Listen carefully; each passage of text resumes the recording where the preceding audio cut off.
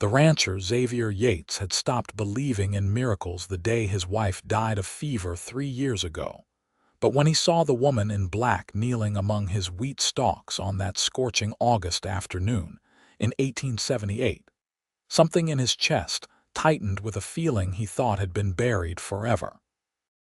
He had been riding the fence line of his ranch outside Ukiah, California, checking for breaks after the recent summer storms when he spotted her.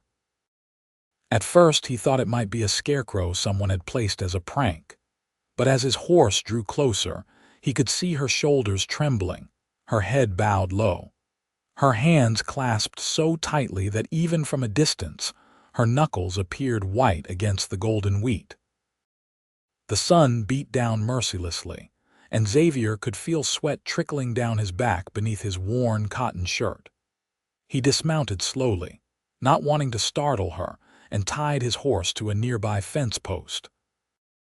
His boots crunched softly through the dry earth as he approached, and he could hear her voice now, low and urgent, speaking words he could not quite make out. As he got closer, he realized she was praying. Her voice was hoarse, desperate, the kind of prayer that came from someone who had nowhere else to turn. Xavier hesitated, unsure whether to interrupt such a private moment, but something about her posture, the way she seemed to be collapsing in on herself, told him she was in some kind of trouble. He moved closer still, and finally stood just a few feet behind her. She wore a simple black dress, dusty and torn at the hem, and her dark hair had come loose from its pins, falling in tangled waves down her back. She was alone in the middle of his property, miles from town, with no horse or wagon in sight. Xavier cleared his throat softly, but she did not seem to hear him. Her prayer continued, and now he could make out some of the words. She was asking for protection, for guidance, for somewhere safe to go. Her voice cracked on the last words, and Xavier felt his heart squeeze with an empathy he had not experienced in years. Without fully thinking about what he was doing, he lowered himself to his knees beside her in the dirt, bowing his head. He did not speak at first, just knelt there in the heat, feeling the sun burning the back of his neck, listening to her broken whispers to God. After a moment, her voice faltered and stopped. He could sense her turning her head to look at him, could feel her surprise and fear. Xavier kept his eyes closed and his head bowed. He said quietly, his voice rougher than he intended, "Whatever you are running from, you are safe here. I give you my word." There was a long silence. He could hear her breathing, quick and shallow, and he wondered if she would bolt. But then, to his surprise, she let out a long, shuddering breath, and he heard a sound that might have been a sob or a laugh or something in between. He opened his eyes and turned his head to look at her. Her face was streaked with dust and tears, her eyes red and swollen, but even in her obvious distress, he could see she was beautiful. Not in the delicate, pampered way of the women who came out west expecting an adventure, but in a stronger, more elemental way. Her eyes were a deep brown, almost black in the bright sunlight, and they held his gaze with an intensity that made him catch his breath. "Why would you help me?" she asked, her voice barely above a whisper. "You do not even know me." Xavier considered this. It was a fair question. He had learned the hard way that trust was a commodity not to be given lightly in this part of the world. But something about this woman, kneeling in his field like a penitent seeking sanctuary, stirred something in him that he thought had died along with his wife. "Maybe that is exactly why," he said finally. "Because I do not know you and you do not know me, and sometimes that is the only time people can really be honest with each other." She studied his face for a long moment, as if trying to decide whether to believe him. Then she nodded slowly. "My name is Zara Lawson," she said, "and I am running from my brother-in-law. He wants to force me to marry him now that my sister is dead, so he can keep control of the land my father left us. I refused, and he threatened to have me declared insane and locked away. so I ran." Xavier felt a flash of anger at her words. He had seen this story play out before, men using the law to control women to take what did not belong to them. "How long have you been traveling?" he asked. "For days," Zara said. "I had a horse, but it went lame yesterday. I had to leave it in town with the livery. I spent the last of my money to make sure it would be cared for. I started walking this morning, but the heat got to me. I saw your field and thought maybe I could rest for a moment, gather my strength. I was praying for direction, for some sign of what to do next." Xavier pushed himself to his feet and extended his hand to help her up. She hesitated only a moment before taking it. Her hand was small in his, but her grip was strong. When she stood, he realized she was taller than he had expected, probably 5'7" to his 6'1". She swayed slightly as she got to her feet, and he steadied her with his other hand on her elbow. "When did you last eat?" he asked. She bit her lip, and he could see her trying to remember. "Yesterday morning, I think, before I started walking." He shook his head. "Come with me. My ranch house is about a mile from here. You need food and water and rest. After that, we can figure out what to do next." Zara looked at him with those intense dark eyes.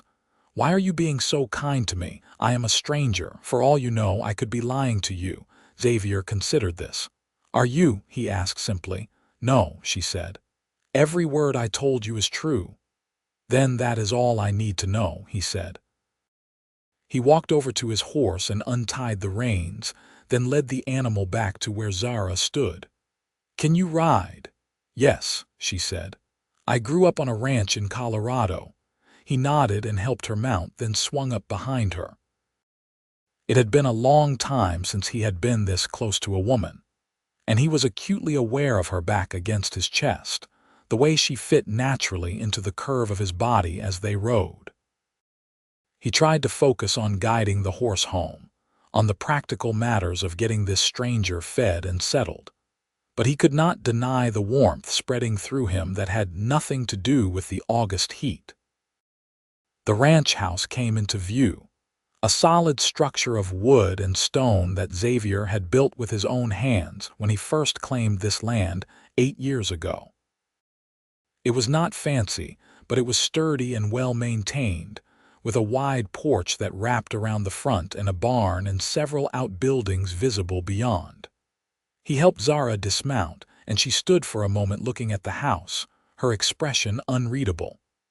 "It is a good home," she said finally. "I can tell you have taken care of it." Xavier felt an unexpected flush of pleasure at her words. He led her inside, grateful that he had at least cleaned the place a few days ago. The main room served as kitchen, dining area, and living space, with a large stone fireplace taking up most of one wall. 2 doors led off to the bedrooms, and a third to a small washroom he had added last year. "Sit," he said, gesturing to the table. "I will get you some water and food." Zara sank into one of the chairs as if her legs could no longer hold her. Xavier pumped water from the indoor pump he had installed, another improvement he was proud of, and brought her a full glass. She drank it so quickly he immediately refilled it. While she drank the second glass more slowly, he sliced bread and cheese, added some dried apples and jerky to a plate, and set it in front of her. She looked at the food as if she could not quite believe it was real, then began to eat with careful, deliberate bites, as if forcing herself not to devour it all at once. Xavier sat across from her and watched, his mind racing. He knew he should probably be more cautious. For all he knew, she could have a husband or a gang of outlaws following her. But his instincts told him she was telling the truth, and he had learned to trust his instincts. Besides, there was something about her that called to him on a level he did not fully understand. When she finally pushed the empty plate away and looked up at him with those dark eyes, he saw gratitude there, but also wariness, as if she was still not entirely sure she could trust this situation. "Thank you," she said. "I cannot remember the last time someone showed me such kindness without wanting something in return." Xavier leaned back in his chair. "I am not going to lie to you. I do want something." He saw her stiffen, saw the wariness in her eyes intensify. He held up a hand. "Not what you are thinking. I want information. I want to know exactly who is after you and what kind of danger you might have brought to my doorstep. I have worked too hard to build this place to lose it because I was too soft-hearted to ask the right questions." Zara relaxed slightly and nodded. "That is fair. My sister Martha married a man named Vernon Cross 5 years ago.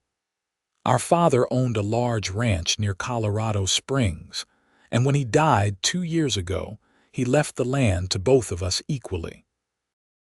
Martha was already married to Vernon by then, but I was only 18 and my father had put my share in a trust that I could not access until I turned 21 or got married. 6 months ago, Martha died in what Vernon claimed was an accident. She fell down the stairs, he said. But Martha was the most sure-footed woman I ever knew. She had grown up on that ranch, had climbed every tree and walked every path. I do not believe she fell." Xavier felt his jaw tighten. "You think he killed her?" "I cannot prove it," Zara said. "But yes, I think he killed her so he could try to control my half of the land as well. As my brother-in-law and closest male relative, he went to the court and said that as an unmarried woman I was not fit to manage my portion of the property. He offered to marry me, said it would solve everything. When I refused and said I wanted to hire a lawyer to contest his claims, he became enraged. He locked me in my room and said if I would not marry him willingly, he would have me declared mentally incompetent and locked away in an asylum. I believed him. Vernon has friends in powerful positions.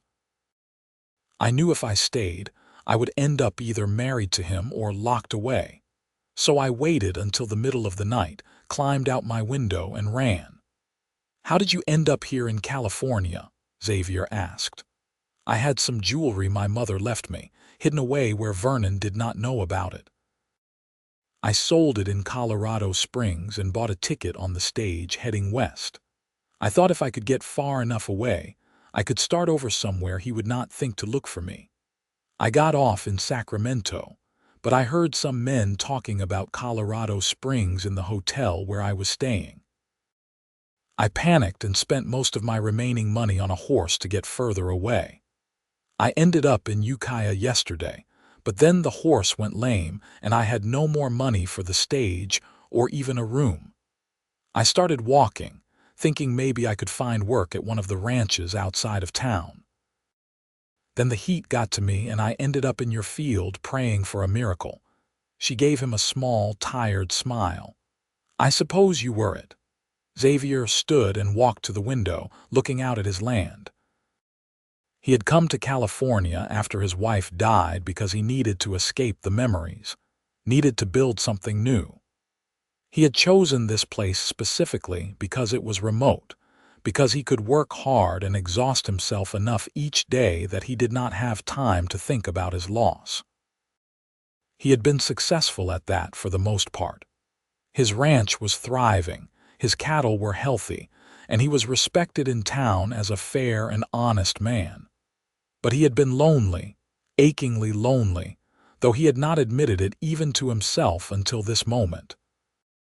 "You can stay here," he said, the words coming out before he had fully thought them through. "At least for a while until we can figure out a more permanent solution.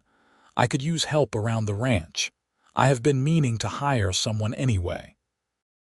"You said you grew up on a ranch, so I assume you know how to work." Zara stood up, her expression a mix of hope and disbelief. "I can work. I can cook and clean and mend and help with the animals. I am not afraid of hard work, but are you sure? You really do not know me. What if Vernon sends someone after me? What if he causes trouble for you?" Xavier turned to face her. "If he comes, we will deal with it. But Zara, I need you to understand something. If you stay here, you will work for your keep. I am not taking you in out of pity. I am offering you employment. You will earn your place here. Is that clear?" She nodded, and he could see relief flooding her features. "Yes, that is clear. Thank you, Xavier. I will not disappoint you." Over the next few weeks, Xavier discovered that Zara had not been exaggerating about her abilities.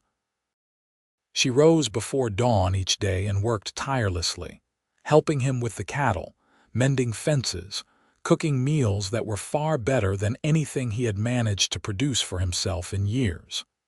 She was quiet but not withdrawn, thoughtful but not brooding. They fell into an easy rhythm together, working side by side during the day and sharing meals in the evening. Xavier found himself looking forward to those evening conversations more than he cared to admit. Zara was intelligent and well-read, and she had opinions on everything from the best way to treat a sick calf to the state of politics in Washington. She challenged him, made him think, made him laugh in a way he had not done since his wife died. But there was also a growing awareness between them that neither of them spoke about directly. Xavier would catch himself watching the way the sunlight played across her face when she was concentrating on a task. He noticed the way her eyes lit up when she laughed, the way she absently tucked her hair behind her ear when she was thinking. He noticed, too, the way she sometimes looked at him, a softness in her gaze that made his heart beat faster. But he held himself back. She was vulnerable, running from a bad situation, and he would not take advantage of that. Besides, he was not sure he was ready to open his heart again, to risk the kind of pain he had felt when he lost his wife. One evening in early September, they were sitting on the porch after supper, watching the sun set over the mountains. The air had finally cooled from the day's heat, and a pleasant breeze stirred the dust in the yard. Xavier was working on repairing a bridle, and Zara was mending one of his shirts. It was a comfortable domestic scene, and Xavier felt a contentment he had not known in years. Zara broke the silence, her voice soft. "Can I ask you something?" "Of course," Xavier said, not looking up from the leather he was stitching. "You mentioned once that you had been married. What happened to your wife?" Xavier's hand stilled. He had been waiting for this question, but it still caught him off guard. He took a deep breath and set down the bridle. "Her name was Caroline. We met back in Missouri, married when we were both 19. We came out here together, built this ranch from nothing. She got sick with fever 3 years ago. The doctor did everything he could, but it was not enough. She died in our bed in the back room there. I buried her on the hill behind the house, under the oak tree she always loved." Zara set down her mending and reached over to touch his hand. "I am sorry," she said simply. "That must have been terrible." Xavier looked down at her hand on his, small and warm. "It was. For a long time I thought about joining her. Not doing anything to myself, but just not caring whether I lived or died. But the ranch needed me, the animals needed me, and eventually I realized that Caroline would have been furious with me for giving up. So I kept working, kept building, kept going. But I have been alone, really alone, ever since." "Until now," Zara said softly. Xavier looked up and met her eyes. There was something in her gaze that made his breath catch. "Until now," he agreed. They sat there for a long moment, hands still touching, and Xavier felt something shift between them. It was as if all the weeks of working together, of careful politeness and proper distance, had been leading to this moment. He wanted to kiss her. The desire was so strong it was almost painful. But he forced himself to pull his hand back to pick up the bridle and focus on his work. "It is getting late," he said, his voice rougher than he intended. "We should probably turn in." Zara nodded, and he thought he saw a disappointment flicker across her face, but she said nothing. She gathered up her mending and went inside, leaving Xavier alone on the porch with his tangled thoughts. The next morning, everything felt different. There was a tension between them that had not been there before, an awareness that made even simple interactions feel charged. When their hands brushed as she passed him a plate at breakfast, Xavier felt it like an electric shock. When he helped her down from the wagon after a trip to town for supplies, he held her waist for a moment longer than necessary, and she did not pull away. They were circling each other, Xavier thought, like two cautious animals trying to decide whether to trust what they were feeling. It was Zara who finally broke the stalemate. They had been working together to repair a section of the barn roof, and the physical labor in the October heat had left them both exhausted. Xavier climbed down from the roof and found Zara waiting for him, a serious expression on her face. "We need to talk," she said. Xavier's stomach tightened. Those were never good words to hear. "All right," he said cautiously. "What about?" Zara took a deep breath. "About what is happening between us. I know you feel it too. I see the way you look at me sometimes. And I know you are holding back because you think I am too vulnerable, or because you are not ready, or for some other noble reason. But Xavier, I need you to understand something. I am not a child who needs to be protected. I am 20 years old, I have been through hell and back, and I know my own mind. And what I know is that I care about you. More than I should, probably, considering I have only been here a few months. But I do.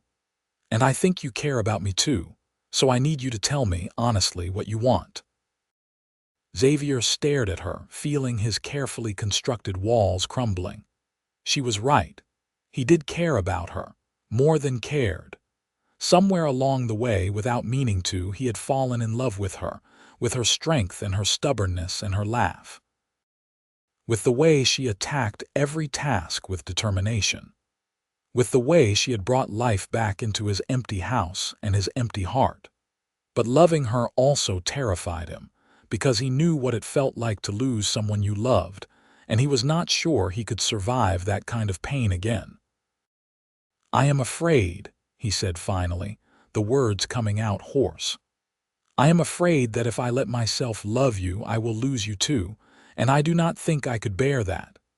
Zara stepped closer to him, close enough that he could see the flecks of gold in her dark eyes. "Life does not come with guarantees, Xavier. We could both die tomorrow, or we could live for 50 more years. But whatever time we have, would you not rather spend it truly living, truly feeling, instead of just going through the motions?" She was right, and he knew it. He reached up slowly and cupped her face in his hand, his thumb brushing across her cheek. She leaned into his touch, her eyes closing briefly. "I do care about you," he said, his voice low. "More than I know how to say. You have brought something back to life in me that I thought was dead and buried with Caroline." Zara opened her eyes and smiled at him, a true smile that lit up her whole face. "Then stop fighting it," she said. "Let yourself be happy. Let us both be happy." Xavier leaned down and kissed her, gently at first, then with increasing passion as she wrapped her arms around his neck and kissed him back. It was like coming home after a long journey, like finding something he had not even known he was missing. When they finally broke apart, both breathing hard, Xavier rested his forehead against hers. "I love you," he said, the words feeling both strange and right on his lips. "I think I have loved you since the day I found you in my field." "I love you too," Zara whispered. "I think I started falling for you when you knelt beside me that day. You gave me hope when I had none left." They stood there in the barn, holding each other, and Xavier felt a peace settle over him that he had not experienced in years. He had thought his chance at love had died with Caroline, but Zara had shown him that the heart was capable of healing, of opening itself to joy again. It would not erase what he had lost, but it did not have to. Love was not a finite resource. He could honor Caroline's memory and still build a new life with Zara. In fact, he thought Caroline would have wanted that for him. Over the next few months, Xavier and Zara's relationship deepened. They were careful to maintain propriety, with Zara sleeping in the second bedroom and Xavier in the room he had once shared with Caroline.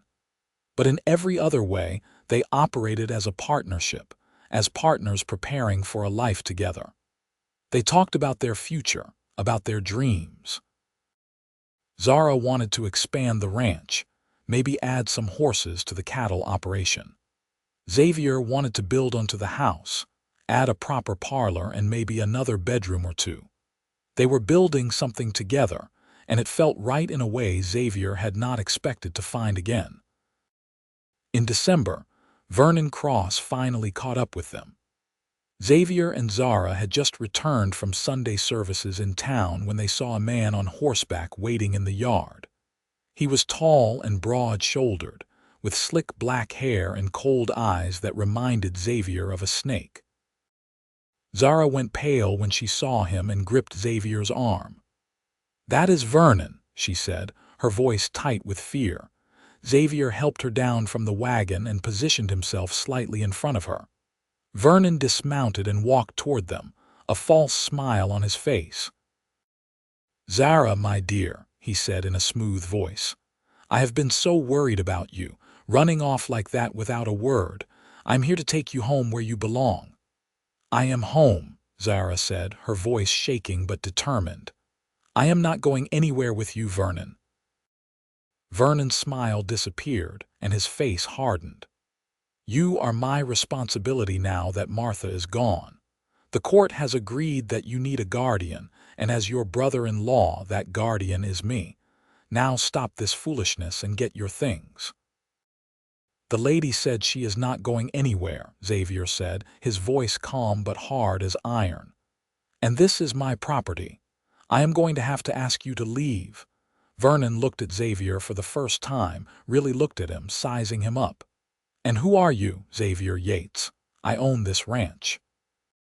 Zara works for me and lives here. She is under my protection."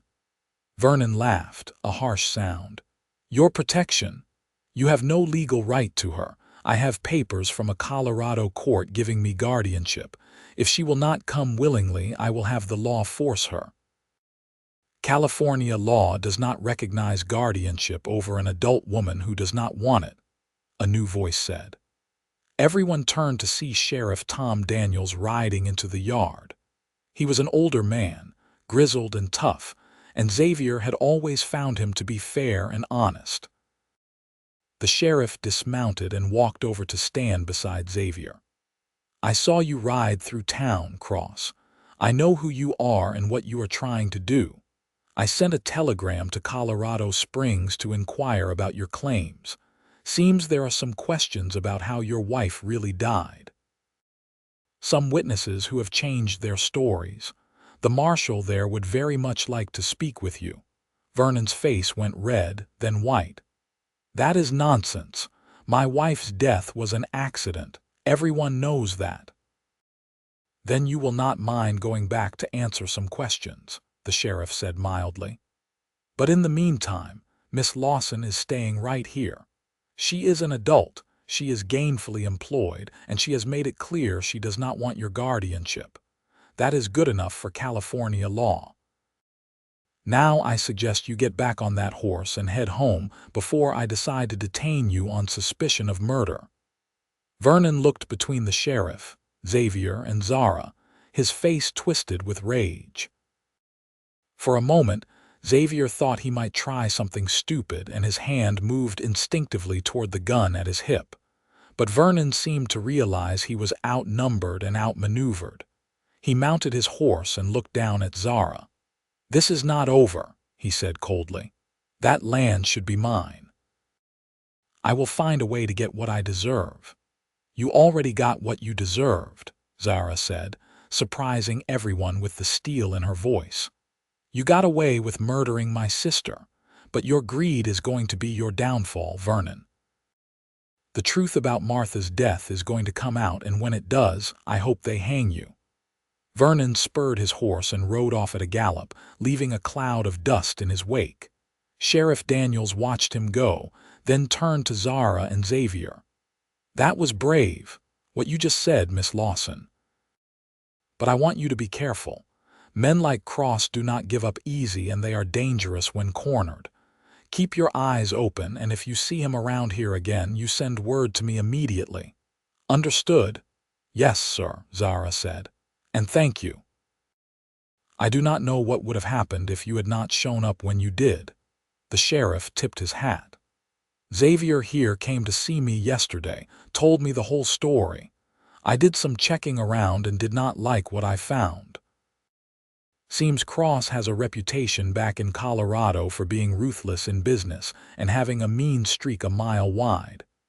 There is talk that he beat your sister, though no one could prove it. When she died, some folks were suspicious, but Cross has powerful friends. They hushed things up. But now that you have come forward, maybe folks will be more willing to talk. He looked at Xavier. You watch out for her, Yates, and for yourself. Men like Cross sometimes hire others to do their dirty work. After the sheriff left, Xavier and Zara went inside. Zara was shaking, and Xavier pulled her into his arms. It is over, he said, though he was not entirely sure he believed it. You are safe now. Am I? Zara asked, her voice muffled against his chest. He looked like he wanted to kill me. What if he comes back? What if he hires someone to hurt you or burn down the ranch or something worse? Xavier held her tighter. Then we will deal with it together. But Zara, I need to ask you something. I have been thinking about this for a while now, even before today, but seeing Vernon here made me realize I cannot wait any longer. He pulled back slightly so he could look into her eyes. Marry me, Zara. Be my wife. I know it is fast, and I know we are still getting to know each other, but I love you and I want to build a life with you. A real, legal, permanent life. As my wife, you will have the protection of my name and my property. And more importantly, you will have my heart, which you already own anyway. Zara's eyes filled with tears, but she was smiling. Yes, she said. Yes, I will marry you. I love you, Xavier. I want nothing more than to spend my life with you. They were married 2 weeks later, just before Christmas, in a small ceremony at the church in Ukiah. The sheriff stood up as Xavier's witness, and the minister's wife stood for Zara. It was simple and quiet, but to Xavier it was perfect. When he slipped the gold ring onto Zara's finger and kissed her as the minister pronounced them man and wife, he felt complete in a way he had not thought possible. He had loved Caroline, would always love her memory, but what he felt for Zara was different. It was deeper somehow, built not just on the passion of youth but on mutual respect and shared struggle. They had both suffered losses, both been broken in their own ways, and had found healing in each other. The winter passed peacefully. No word came from Vernon Cross, and they heard through the sheriff that he had indeed been arrested in Colorado and was awaiting trial for Martha's murder. Witnesses had come forward, including a servant who testified that she had heard Vernon and Martha arguing violently the night of Martha's death, and had seen Vernon coming down the stairs with scratches on his face. Other witnesses spoke of his gambling debts and his obsession with getting control of Martha's property. The case was building against him, and Zara began to believe that justice might actually be served for her sister. As spring came to California, bringing new life to the ranch, Zara discovered she was pregnant. She told Xavier one evening in April as they sat on the porch watching the sunset, the same spot where they had first acknowledged their feelings for each other. Xavier was overwhelmed with joy and fear in equal measure. He had wanted children with Caroline, but she had never conceived. Now, at 32, he was going to be a father. The thought thrilled and terrified him. "Are you happy?" Zara asked, searching his face. "I know we have only been married a few months. Maybe this is too soon." Xavier pulled her close and kissed her forehead. "I am incredibly happy," he said, "and maybe a little scared, but mostly happy. You have given me so much, Zara. A second chance at love, at a real life. and now a child. I could not ask for more. The pregnancy progressed smoothly through the summer. Zara continued to work on the ranch, though Xavier tried to convince her to take it easier. "I am pregnant, not sick," she would tell him with exasperation. "Women have been having babies and working at the same time since the beginning of time. I am not going to sit around and do nothing for 9 months." But as autumn approached and she grew larger, she did slow down, spending more time on household tasks and less on the heavy physical labor of the ranch. In late October, word finally came that Vernon Cross had been convicted of murder and sentenced to hang. The news came via telegram forwarded by the sheriff, and Zara wept when she read it, though whether from relief or grief or some combination of both, Xavier could not say. "It is over," she said, holding the telegram and shaking hands. "It is really over. Martha can rest now. She has justice." Xavier held his wife, feeling her tears soak into his shirt, and he thought about how much had changed in just over a year. Last October he had been alone, going through the motions of life without really living. Now he had a wife he adored, a baby on the way, and a future that looked brighter than anything he had imagined possible. Life was strange that way, he thought. Just when you were sure you had lost everything, when you were certain there was nothing left to hope for, something could happen to change everything. Their son was born on a cold November morning, arriving with the kind of dramatic flair that Xavier suspected he had inherited from his mother. The labor was long and difficult, and there were moments when Xavier feared he might lose both Zara and the baby. But Dr. Morrison, who had come out from town and taken up residence in their guest room 2 weeks before the due date at Xavier's insistence, knew his business. He guided Zara through the delivery with calm competence, and when Xavier finally heard his son's first cry, he felt his knees go weak with relief. They named him Thomas Henry Yates, after Xavier's father and Zara's grandfather.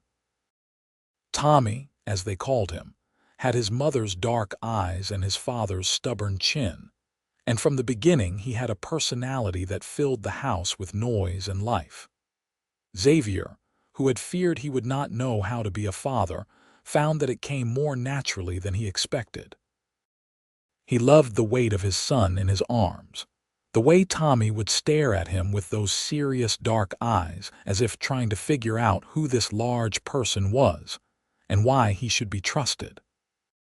Zara recovered quickly from the birth and threw herself back into running the household and helping manage the ranch. They hired a young man named Peter to help with the heavy work, giving Zara more time to spend with Tommy. But she insisted on still being involved in all the major decisions about the ranch, and Xavier valued her input. She had a good head for business, and a way of looking at problems from angles he never would have considered. When Tommy was 6 months old, they received a letter from a lawyer in Colorado Springs. Zara's father's estate had finally been settled, and Vernon's conviction had invalidated his claims to the property. Everything was now officially Zara's, which meant it belonged to both of them as a married couple. The ranch in Colorado was substantially larger than Xavier's property in California, with better water access and closer proximity to railroad lines. The lawyer suggested they might consider moving back to take over the operation, as the foreman who had been running things was getting older and wanted to retire. Xavier and Zara discussed it at length. Xavier was torn. He had built his California ranch from nothing, had poured years of sweat and blood into the land. But he also recognized that the Colorado property represented a significant opportunity for their family's future. It would give Tommy a larger inheritance, more options in life. And for Zara, it would mean returning to the place where she had grown up, reclaiming what was rightfully hers. In the end, it was Zara who made the decision. "We are going to stay here," she said firmly. "This is our home, Xavier. You built this place and we have built our life here together. The Colorado ranch is just property. I do not need it to be happy. But I do need you, and I need our family, and I need this place where we fell in love. The lawyer can sell the Colorado property, and we will use the money to expand here, to build the horse operation we talked about, to secure Tommy's future. But we are staying in California." Xavier kissed her, feeling a surge of love and gratitude. "Are you sure?" "I do not want you to give up something that important because of me." "I am not giving up anything," Zara said. "I am choosing what matters most, and what matters most is us here now. Everything else is just details." So the Colorado ranch was sold, and the proceeds allowed them to buy additional land adjacent to their property, build a proper stable, and purchase breeding stock for a horse operation. Xavier and Zara threw themselves into the work of building their expanding business. Peter proved to be invaluable, with a natural gift for working with horses that complemented Zara's expertise. They hired 2 more hands, both experienced cowboys who had worked on ranches throughout California and Nevada. As Tommy grew from a baby into a toddler and then a lively young boy, the ranch prospered. Word spread about the quality of their horses, and buyers came from as far away as San Francisco and Los Angeles to purchase their stock. Xavier found that he had an unexpected talent for training, particularly with the more difficult animals that other ranchers had given up on. Zara managed the business side, keeping meticulous records and negotiating prices with a shrewdness that Xavier admired. When Tommy was 4, Zara became pregnant again. This time Xavier was less anxious, though still protective. Their daughter was born on a warm June evening, arriving so quickly that Dr. Morrison barely made it in time. They named her Caroline Martha Yates, honoring both Xavier's first wife and Zara's sister. Caroline had her father's light brown hair and her mother's delicate features, and from the start she was a calm, peaceful baby, the opposite of her boisterous older brother. Tommy was fascinated by his baby sister and wanted to be involved in everything to do with her care. Xavier would often find him sitting beside her cradle, telling her elaborate stories about the ranch and the horses, and the adventures they would have when she was big enough to ride. It made Xavier's heart full to see his son's protective love for his sister, to see the family they were building together. One evening when Caroline was about 6 months old, Xavier and Zara sat on the porch as they often did after the children were asleep. The air was soft and warm, carrying the scent of the roses Zara had planted along the front of the house. Xavier held Zara's hand, thinking about how far they had come. "Do you ever think about that day I found you in the field?" he asked. Zara smiled. "All the time. I think about how desperate I was, how alone I felt. I really thought I had reached the end of my rope. And then there you were, this stranger who knelt down beside me in the dirt and offered me safety without asking for anything in return." "I asked for something eventually," Xavier pointed out with a grin. Zara laughed and leaned her head on his shoulder. "You did. But by then I was more than willing to give it. You know, I used to think my life ended when Martha died and I had to run from Vernon. I thought I had lost everything that mattered. But really, that was when my real life began. Everything that happened before was just preparation for finding you, for building this life we have together." Xavier thought about his own journey, about losing Caroline and thinking he would never love again, about building the ranch as a way to fill the emptiness inside him, about that August day when he found a woman praying in his field and knelt beside her, not knowing that in that moment he was kneeling beside his future. "I think we saved each other," he said. "I was so lost after Caroline died.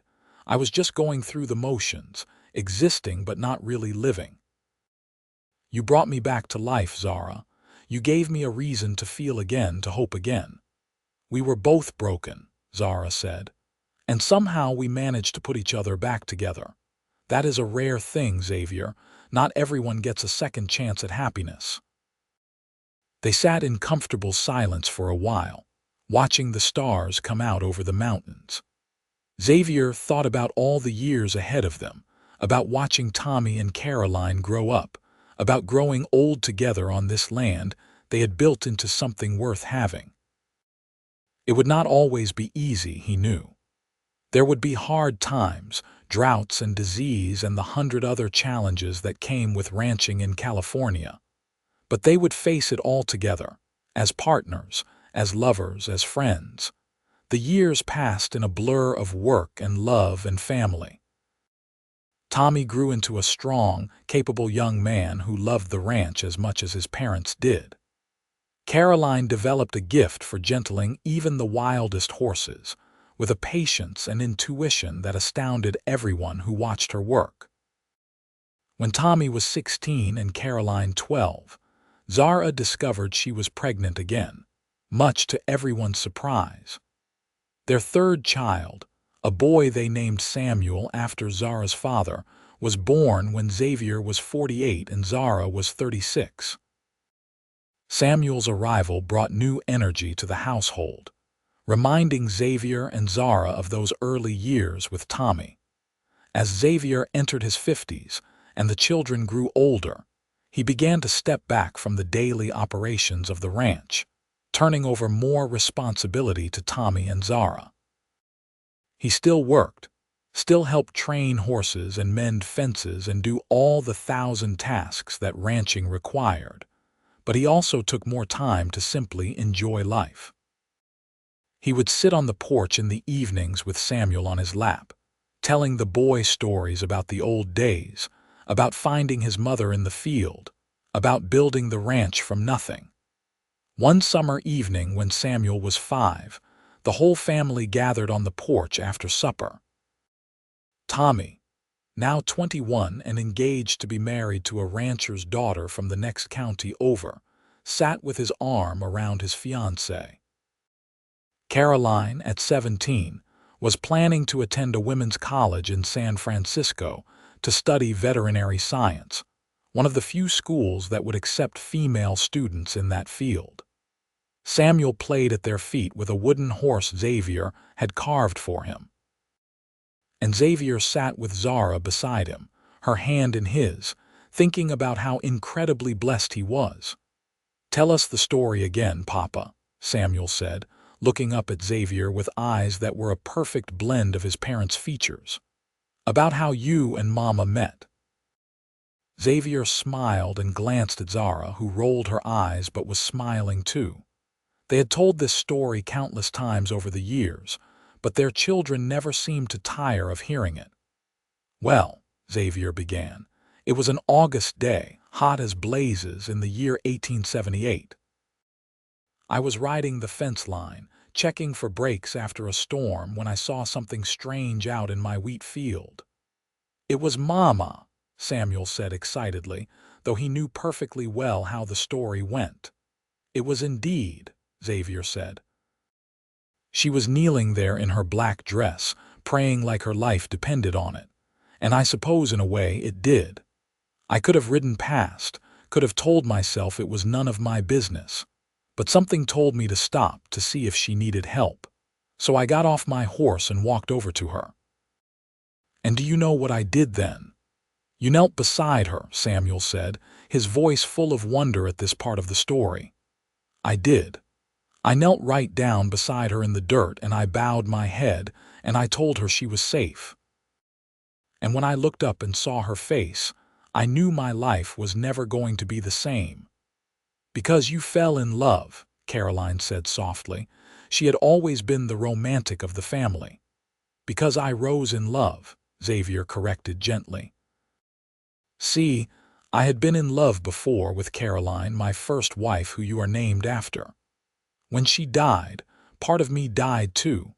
I thought that was it for me, that I would spend the rest of my days alone. But when I knelt beside your mother that day, when I rose back to my feet and helped her up, I rose into a new life. I rose into love again.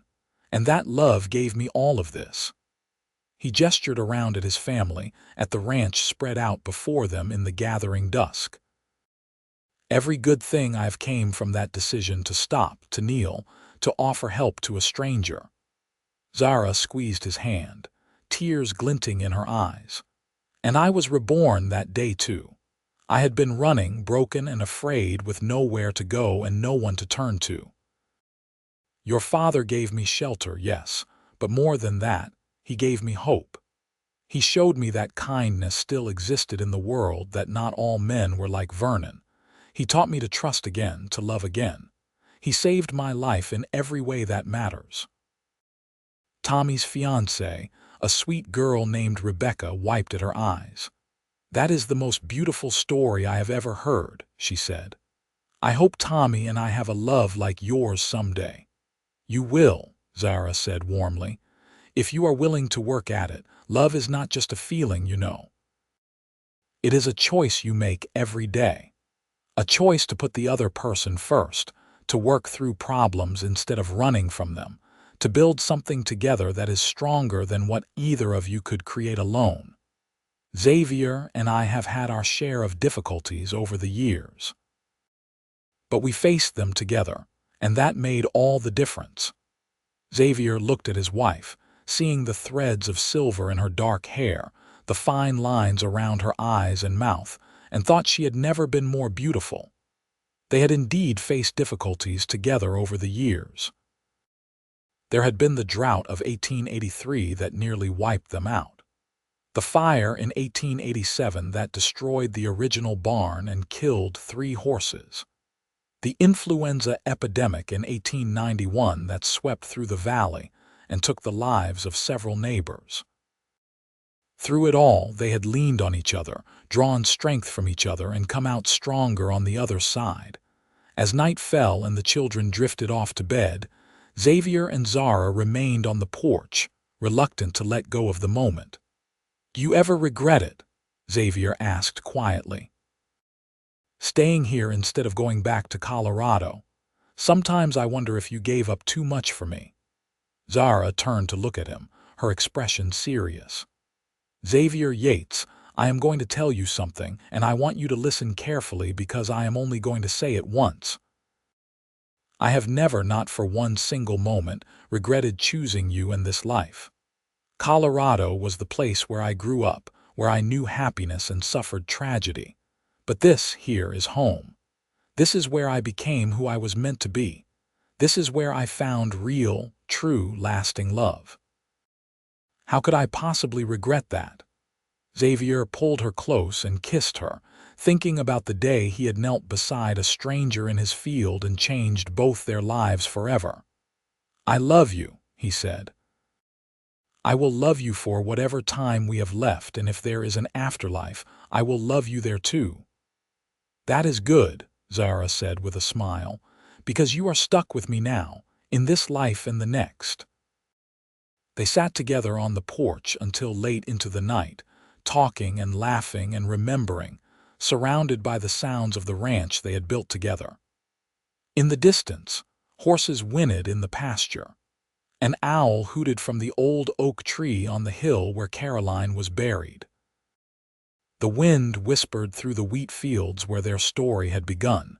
Xavier thought about that August day so many years ago, about the choice to stop and help a stranger. At the time, he had thought he was offering her safety. He had not realized that she would offer him salvation in return. She had brought him back from the edge of a kind of living death, had reminded him that the heart was capable of healing, of expanding to hold new love without diminishing the old. As they finally went inside to bed, walking hand in hand through the house they had made into a home, Xavier felt a profound sense of gratitude. Life had not been easy. It had thrown challenges and tragedies at him that sometimes seemed unbearable. But it had also given him Zara, their children, this ranch, this life.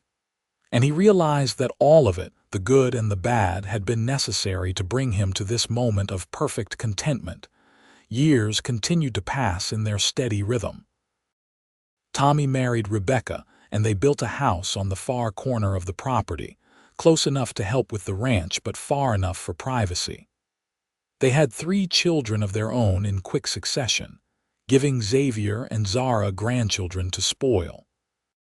Caroline finished her studies and came home to set up the first veterinary practice in Ukiah, specializing in large animals. She never married, saying she was too busy with her work, but she seemed perfectly content with her life. Samuel grew into a thoughtful young man who loved books as much as horses, and who talked about becoming a teacher or maybe a lawyer. When Xavier turned 60, the family threw him a surprise party that brought together what seemed like half the county. Ranchers he had done business with over the years, people from town, the sheriff who had helped them so long ago with Vernon Cross, now retired but still sharp as ever. As Xavier looked around at all the faces, many of them dear friends accumulated over decades of living and working in this community, he felt overwhelmed by the richness of his life. Zara gave a toast that night that made everyone laugh and cry in equal measure. 40 years ago, she said, her voice strong despite her 61 years, I was at the lowest point of my life. I had lost my sister. I was running from a man who wanted to control me, and I had nowhere to go and no one to help me. I ended up in a wheat field, praying for a miracle. And a miracle arrived, in the form of a lonely rancher who knelt beside me in the dirt and offered me safety. Xavier Yates saved my life that day, though he will tell you I saved his right back. The truth is, we saved each other, and in doing so we built all of this. She gestured around at the gathered crowd, at the ranch visible through the windows. We built a family, a business, a community. We built a life worth living. So here is to Xavier, the best man I have ever known, and to all of you who have been part of our journey. May we have many more years together. Everyone raised their glasses and cheered, and Xavier had to wipe at his eyes. He was not usually an emotional man, but something about seeing his whole life laid out before him like this, seeing the tangible proof of what he and Zara had built together, moved him deeply. As the party wound down and the guests drifted home, Xavier found himself back on the porch, his favorite spot, with Zara beside him as always. The moon was full, casting silver light across the land. "This has been a good life," he said, speaking his thoughts aloud. "Better than I ever thought possible after Caroline died. You gave me that, Zara. You and the children and this ranch. You gave me reasons to keep living, to keep trying, to keep believing that good things could still happen." Zara leaned against him, and he wrapped his arm around her shoulders. "We gave each other that," she said. "I was broken when you found me, Xavier, not just scared or running, but truly broken inside. I did not know if I would ever feel whole again, but you were patient with me. You let me heal at my own pace. You never pushed or demanded more than I could give. And slowly, day by day, working beside you on this ranch, sharing meals and conversations and eventually our lives, I became whole again. Better than whole. I became more than I had ever been before." They sat in silence for a while, comfortable in each other's presence as only people who have been together for decades can be.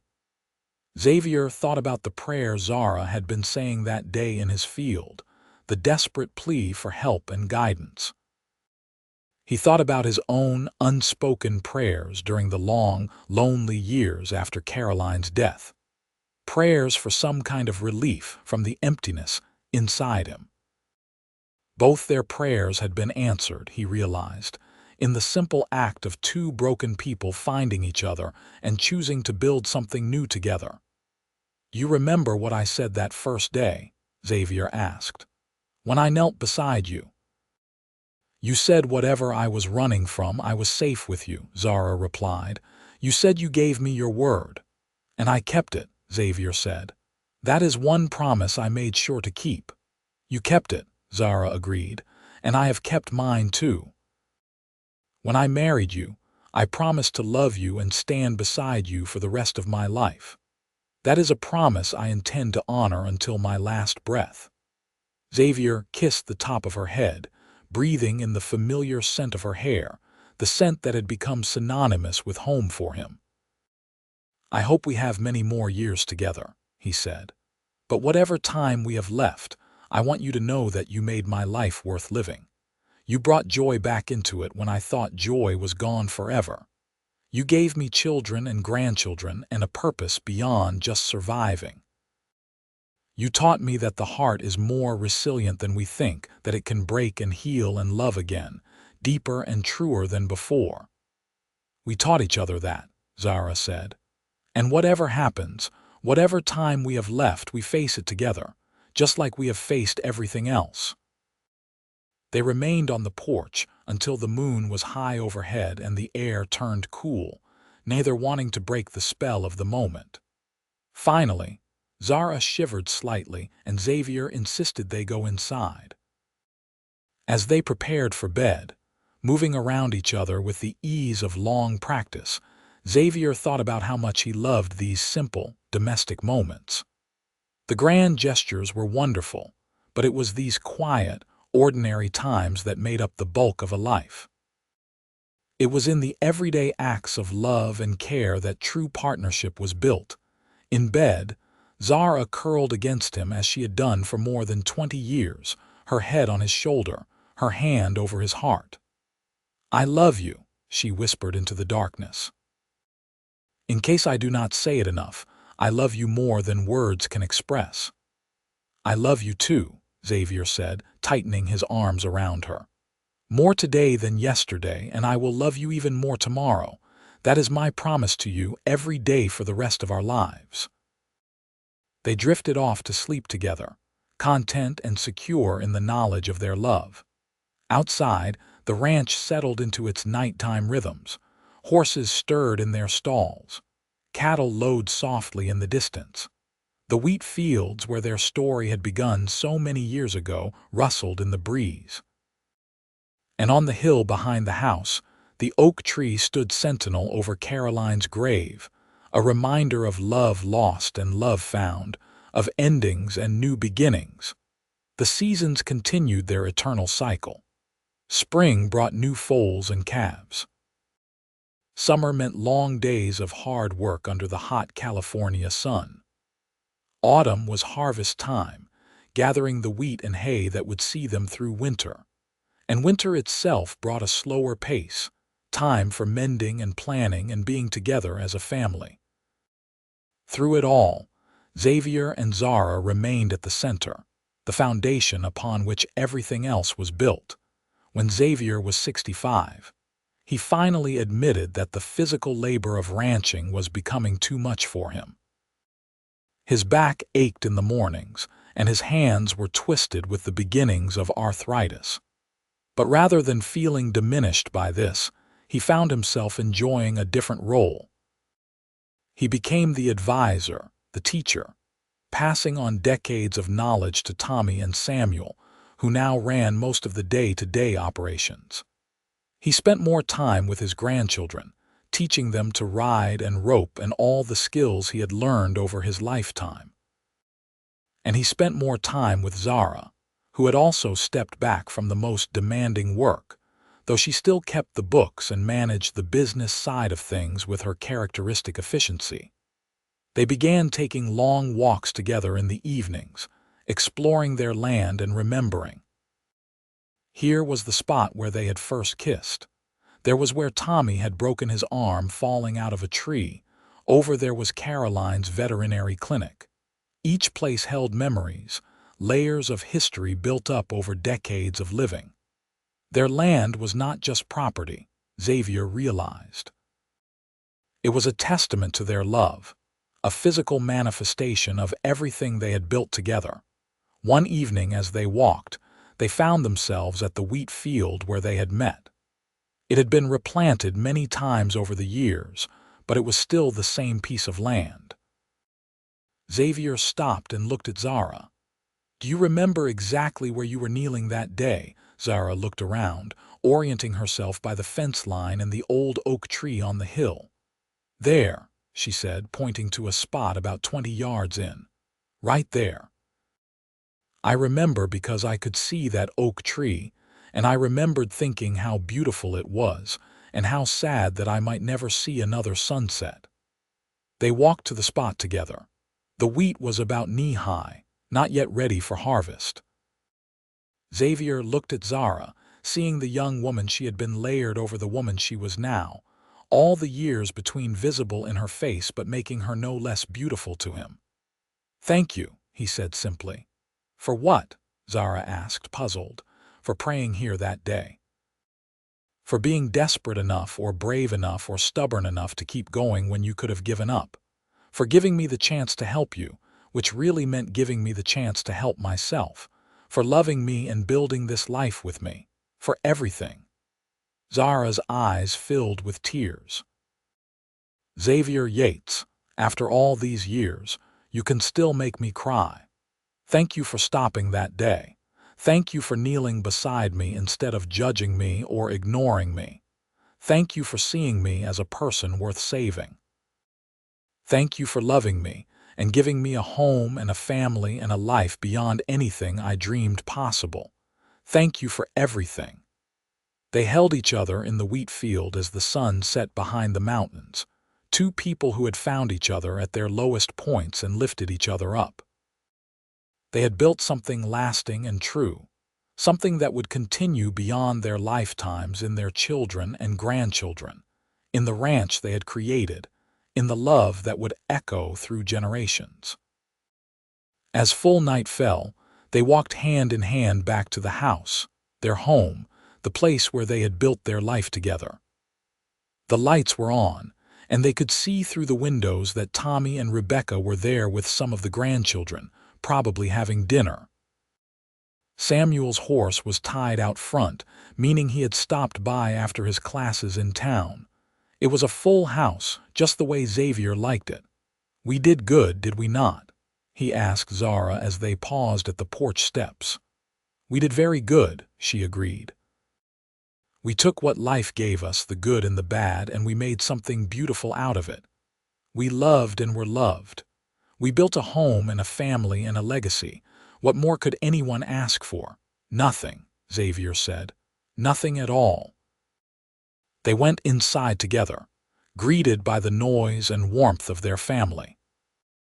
And as Xavier looked around at the life they had created, at the children and grandchildren, at Zara moving through the house with the confidence of someone who knew she belonged, he thought about that long ago August day when he had found a woman praying in his field. He had knelt beside her, and in rising, they had both been reborn into a love that had sustained them through decades of joy and sorrow, triumph and struggle. It was a simple story in many ways, just two lonely people finding each other. But it was also profound in its implications. It proved that it was never too late for new beginnings, that the heart could heal even from the deepest wounds, that love could be found in the most unexpected places and ways. Xavier had thought his story was over when Caroline died, but really it had just been the end of one chapter. Meeting Zara had begun a new chapter, perhaps the most important one of his life. As the evening wore on, and the family eventually dispersed to their own homes, Xavier and Zara found themselves alone again. They prepared for bed in their comfortable routine, and as they settled under the quilts Zara had made over the years, each one marking a different stage of their life together, Xavier felt a profound sense of peace. "I had a thought today," Zara said in the darkness. "About that prayer I was saying when you found me. Do you want to know what I was asking for?" "Tell me," Xavier said, rolling onto his side to face her. "I was asking God to send me a sign to show me where I was supposed to go, what I was supposed to do. I was asking for guidance and protection and hope, and then you appeared and I thought you were the answer to my prayer, but I realized today that I was wrong about that." Xavier felt a flicker of hurt. "Wrong how? You were not the answer to my prayer," Zara said softly. "You were so much more than that. You were not just help in a moment of crisis. You were my future, my home, my heart.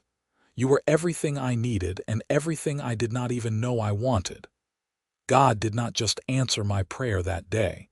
He exceeded it beyond my wildest dreams. He gave me you, and in doing so, he gave me everything." Xavier pulled her close, feeling emotion tighten his throat. "I feel the same way about you. You were my miracle, Zara. My second chance. My proof that life goes on and brings new blessings even after terrible loss." They lay together in the darkness, two hearts beating in sync, two lives so intertwined that it was impossible to say where one ended and the other began.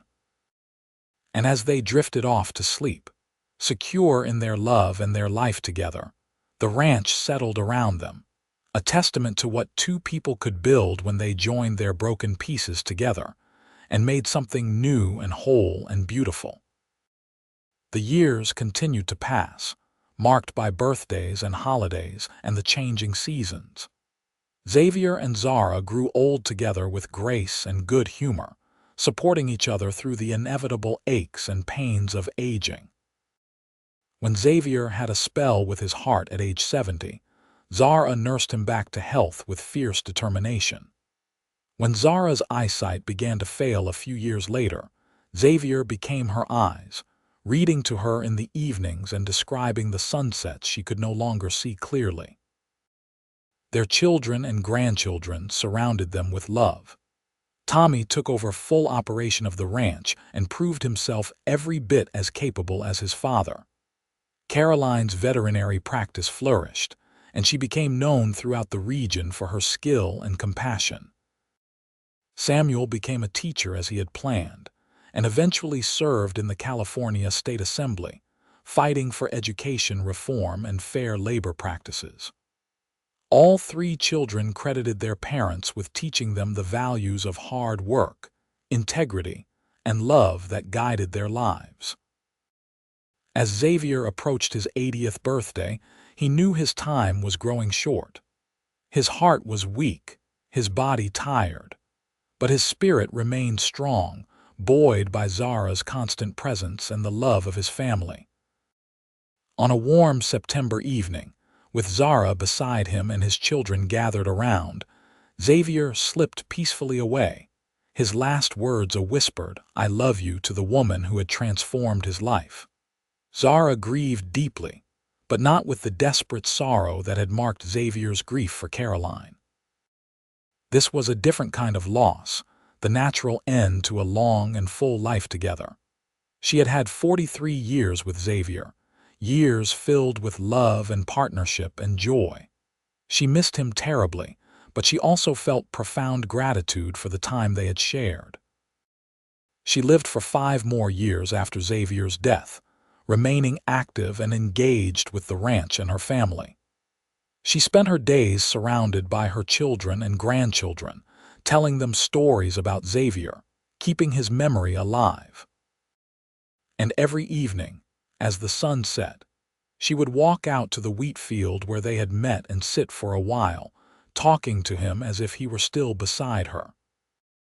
When Zara's own time came, on a crisp November morning with frost sparkling on the ground, she went peacefully in her sleep, a smile on her face. Her children found her that morning and knew immediately that she had gone to join Xavier. They buried her next to him on the hill beneath the oak tree, beside Caroline. The three of them united in death as they had been connected in life. At Zara's funeral, Tommy spoke about his parents' love story, about the day his father had found his mother praying in a field and knelt beside her. "My father used to say that in kneeling beside our mother that day, he rose into love," Tommy said, his voice thick with emotion. "They taught us all what real love looks like. Not the easy infatuation of youth, but the deep, abiding partnership of two people who chose each other every day for more than 4 decades. They showed us that broken people can heal, that second chances are possible, that love can transform everything. This ranch, this family, everything we are, exists because one lonely man stopped to help a desperate woman, and in doing so, found his own salvation. May we all be so blessed as to find a love like theirs. The ranch continued to thrive under Tommy's management, and eventually under his children's management after him. Caroline's children carried on her veterinary practice. Samuel's children followed him into public service and education. And through it all, the story was passed down through the generations. The story of how Xavier and Zara met in a wheat field on an August day in 1878, how they built a life together out of loss and pain and hope. The wheat field itself became something of a family shrine. Every generation of their descendants made pilgrimages there, particularly on August days, remembering the moment when everything changed. Some came to pray, as Zara had done that original day. Some came simply to stand in the place where their family's story began and feel the weight of history and love. And late at night, when the moon was full and the wind whispered through the wheat, some swore they could see 2 figures there, kneeling side by side in the field, then rising together and walking hand in hand toward the house on the hill. Whether it was ghost or memory, or simply the power of a love story so strong it imprinted itself on the very land, no one could say for certain. But the family knew in their hearts that Xavier and Zara were still there, still together, their love echoing through time and space, a testament to the transforming power of compassion and connection. The lonely rancher who had stopped to help a praying stranger had found far more than he bargained for that day. He had found his heart's home, his soul's mate, his reason for living. And the desperate woman who had asked God for guidance had received abundantly more than she had dreamed possible. Together, they had built not just a ranch or a family, but a legacy of love that would endure for generations, proving that sometimes the most profound miracles come disguised as simple human kindness, and that the act of kneeling beside someone in their moment of need can lift both people into something transcendent and eternal. Their story became part of the fabric of Ukiah, California, passed down as an example of what was possible when courage met compassion, when brokenness met healing, when 2 hearts chose to beat as one. And in that wheat field where it all began, the earth itself seemed to hold the memory of that moment, that perfect moment when a lonely rancher found a woman praying, knelt beside her, and rose into a love that would define both their lives and create a legacy that would endure long after they were gone.